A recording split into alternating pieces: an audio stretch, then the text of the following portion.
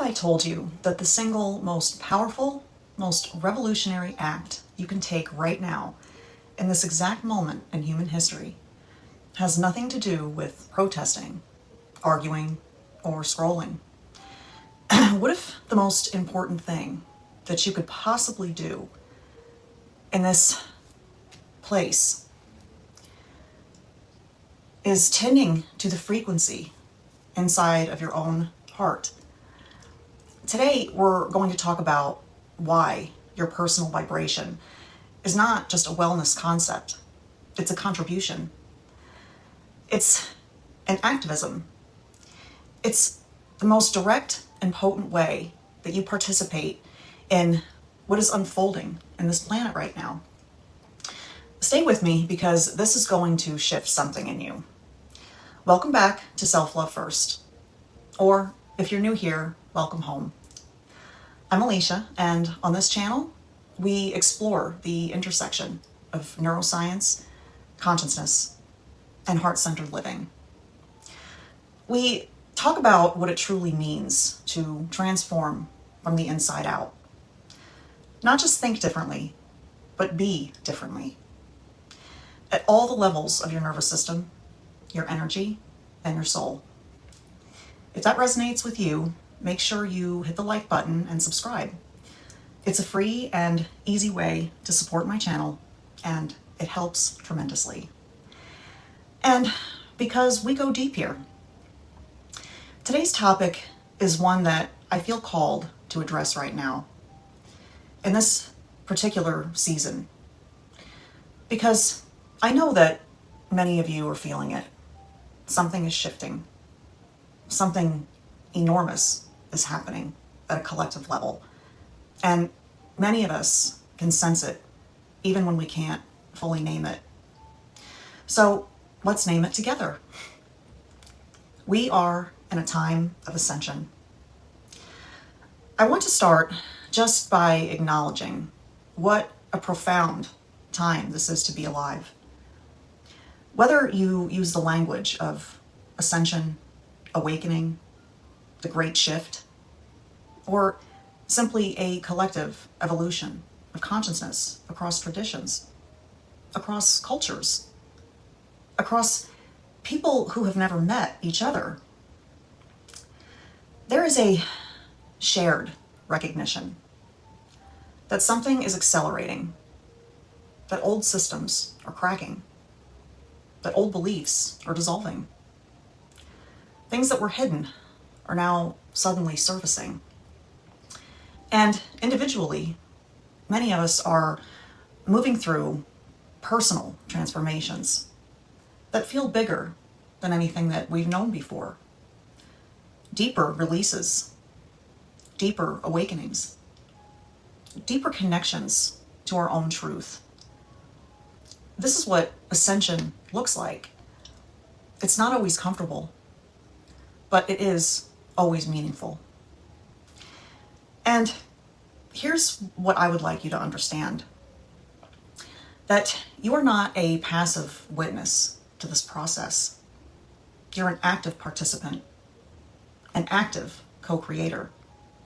And the most fundamental way you participate is through your energy, through the vibrational frequency that you're emitting, moment to moment, day to day. Now, I know some people hear the word vibration and want something more concrete. So let's put it in this way. Everything in the universe, at its most fundamental level, is energy in motion. Your thoughts are energy. Your emotions are energy. The state of your nervous system, whether you're in fight or flight, or in a state of open, coherent presence, that is energy, and it has a frequency. And that frequency interacts with the field of reality around you. This is not just metaphysics, it's physics. This is what researchers at institutions like the HeartMath Institute have been measuring for decades. That the human heart generates an electromagnetic field that extends several feet outside of your body. And that this field changes based on our emotional and psychological, physiological state. We are literally broadcasting. Your frequency is your mirror. Now, here's the piece that I think is the most important to really sit with. Your personal frequency, the dominant emotional and energetic state that you inhabit, acts as a mirror. It doesn't just affect how you feel. It shapes what you perceive, what you attract, and what you collectively manifest as a species. Think about it this way. If you tune a radio station to 98.7 FM, you're going to get whatever is broadcasting on that frequency. You don't get the station that is really happening over at 101.3. Reality works similar. What we are tuned into is what we receive. What we broadcast, we amplify. When you exist in a state of fear, chronic, low-level fear, the kind that comes from consuming a constant stream of alarming news, doom scrolling, and threat-based narratives, your entire system is tuned in to that frequency. Your nervous system stays dysregulated. Your perception narrows. You see more and more evidence of the things that you fear. And your energetic contribution to the collective field now is fear. Now, multiply that by millions of people doing the same thing simultaneously. That's the collective field that we've been living in. And that's not an accident. I want to say something here that I think is important to say just plainly and flat out.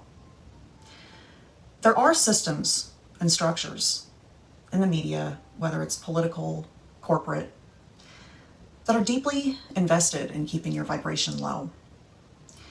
Fear is one of the most effective tools of control that has ever existed. A frightened population is a manageable population. A frightened population does not access its creative power, its intuition, or its capacity for visionary thinking.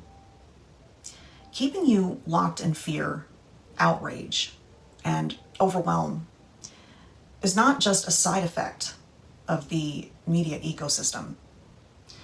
For many of these systems, it's the design.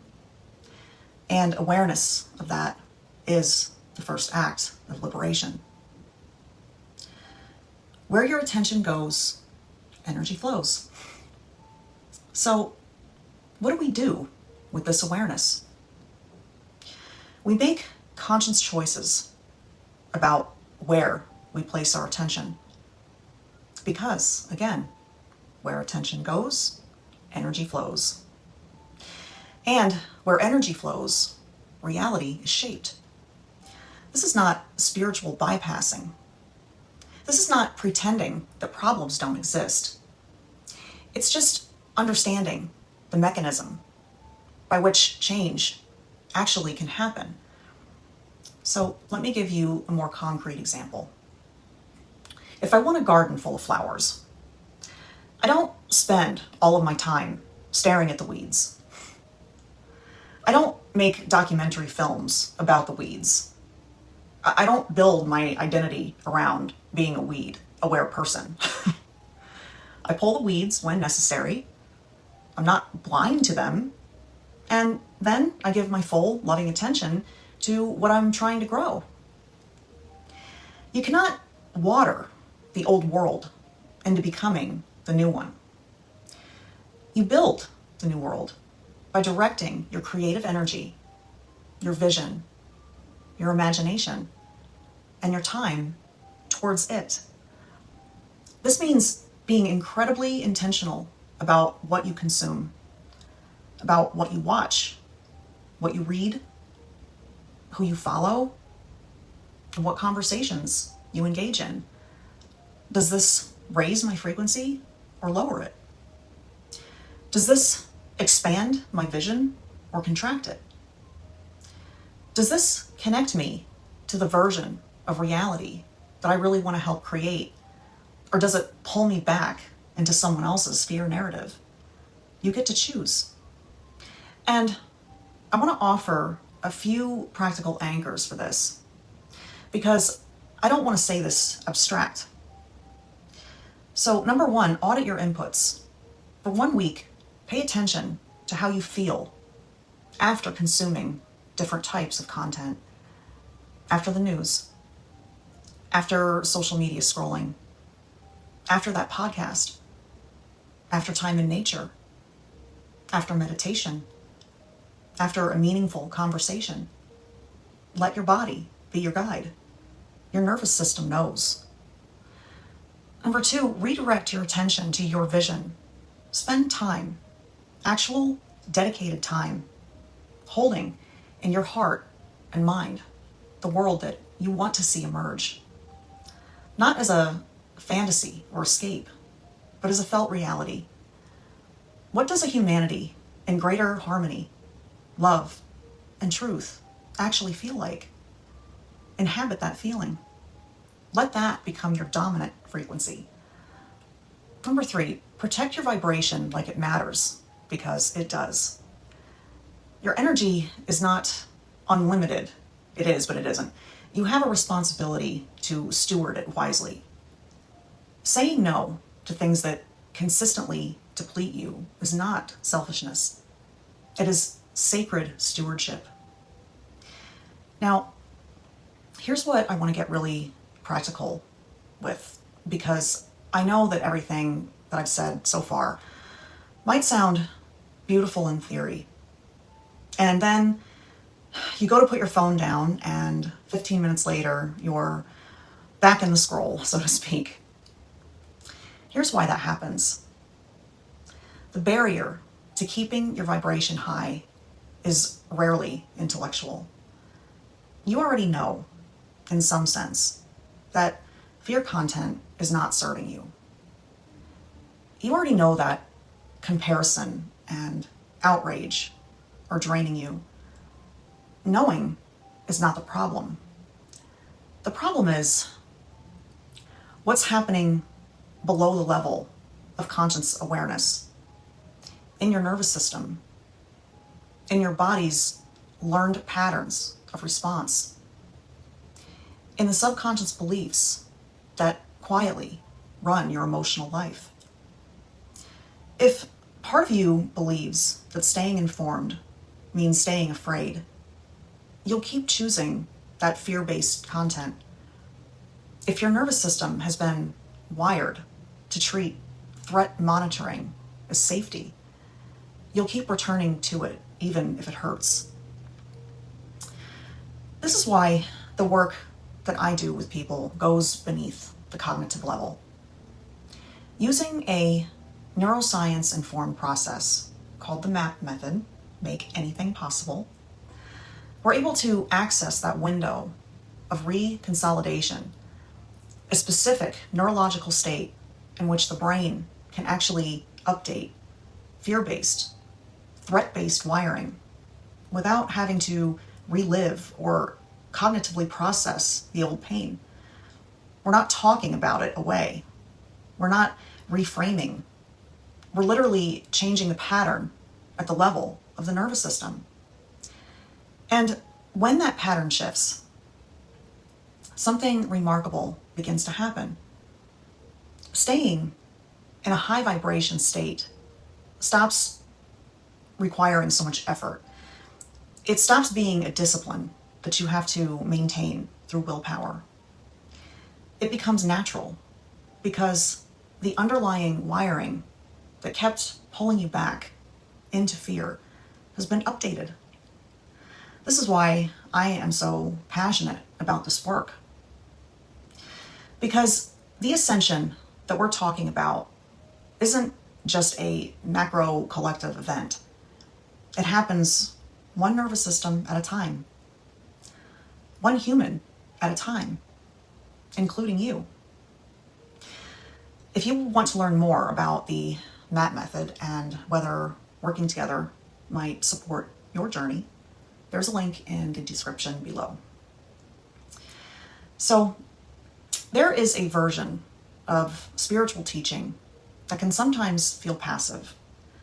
Like Ascension is something that happens to us, and all we have to do is wait and stay positive. That's not what I'm saying. What I'm saying is far more active and far more beautiful. You are like a generator, a transmitter, a creative force in this universe. And in this particular moment in history, in this extraordinary, turbulent, luminous window, what you do with your frequency matters more now than ever in the history of humanity. Every moment that you choose love over fear, you contribute to that field of love. Every moment you hold a vision of a healed and awakened humanity, you are adding to that energetic blueprint of that reality. Every time you take care of your nervous system, tend to your heart, root yourself in the present moment and in beauty, you are doing more for the world than 1,000 doom-scrolling sessions ever could. This is the assignment, if there is one. Not to be uninformed or checked out, but to be so deeply rooted in your own high-frequency truth that fear narratives simply cannot take hold. To be so committed to the vision of what is emerging that you become a living anchor for it. The world that you want to see, it needs you at your clearest, your highest, your most open-hearted. And the beautiful thing is, the more you do this, the easier it gets. Because the field responds, reality mirrors you back. And when enough of us are tuned in to that same frequency of love, of coherence, of possibility, that becomes the dominant signal. That is how we change the world. If this video spoke something in you, I would love for you to share it. This conversation needs more voices. This movement needs as many souls as possible to bring forth our ascended earth into our lived reality. So drop in the comments. What is one thing that you are committing to protect and raise your vibration? If you want to explore what it looks like to release the deeper patterns, holding your frequency down, to work at the nervous system level through the MAT method, the links to learn more are below in the pinned comments, and there's a link to connect with me as well to work one-on-one. There's also my free Dream Life Manifestation Journal to download and have fun with. So subscribe if you haven't yet, and I will see you in the next video next week. From my heart to yours, take care of your energy. It is the most important thing that we have. And as always, self-love first, always. Have a beautiful rest of your day, my friends. Thank you for watching, and take care. See you next time. Bye-bye.